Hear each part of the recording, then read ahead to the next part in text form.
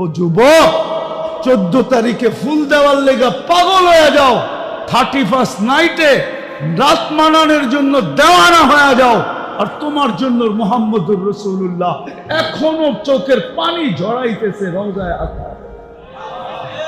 বিশ্বাস হয় না? চলো আমার সাথে, আমি লোক দেখায় দিব। চলো আমার সাথে, আমি তোমাকে দেখায় দেব। এখনো চোখের পানি ঝরায়। দুনিয়ায় যতদিন ছিল ততদিন ঝরাইছে। মৃত্যু লগ্নে আল্লাহর সান্নিধ্যে চলে যাবে, তখনও জড়াইতেছে, এখনো জড়াবে। আবুল্লাহ সামরকান্দি বলে, কবর থেকে কানতে কানতে উঠবে। আমার তো মনে হয় আমার জাতির দিনের ভিতরে দিল নাই, পাথর পাথর পাথর। নাইলে দিল কেন কাঁপবে না, চোখ দিয়া পানি কেন এই কথার পরে ঝরবে না যে নবী মুহাম্মদুর রাসূলুল্লাহ কিয়ামতের রাজা। আল্লাহ মালিক বটে, রাজা আমাদের নবীজি। আমাদের নবীজি বলছে, লেওয়াউল হামদি বিয়াদি ইয়াউমাল কিয়ামা, কিয়ামতের দিন আল্লাহর ঝান্ডা আমার হাতে থাকবে। আল্লাহ ফখর, কোনো গৌরবের বিষয় না। সারা দুনিয়া চিৎকার দিবে নফসি নফসি, আর বলবে হিসাব কিতাব শুরু হোক। আল্লাহ তাকায়ও দেখবেন না, আল্লাহ অপেক্ষা করবে, বন্ধু চাবে কখন আমি নামবো কখন। আবার কেমন ব্যবহার, কেমন! প্রত্যেক নবী রসুলের জন্য প্রথমটা ঠিক রাখছে, লা ইলাহা ইল্লাল্লাহ। পরেরটা না, না, অন্য নবীদের জন্য পরেরটা। এক একজনেরটা এক এক রকম বানায় দিচ্ছেন, ঠিক না? কিন্তু নিজের বন্ধুরটা কেমন বানাইছেন, লা ইলাহা ইল্লাল্লাহ। ওইখানেও কোনো নুক্তাওয়ালা হরফ নাই, বন্ধুরটার ভিতরে কোনো নুক্তাওয়ালা হরফ নাই। মুহাম্মদুর রাসূলুল্লাহর ভিতরে কোনো নুক্তা নাই। নিজের কলেমাও 12 অক্ষরের, বন্ধুরটাও 12 অক্ষরের। দুটা দিয়া 24 বানায় দিছে।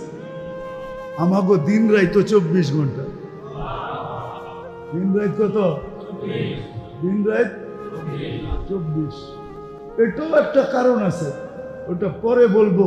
তো যেটা বুঝাইতেছিলাম যে আমরা পাইলাম কি, দিলাম কি, করলাম কি।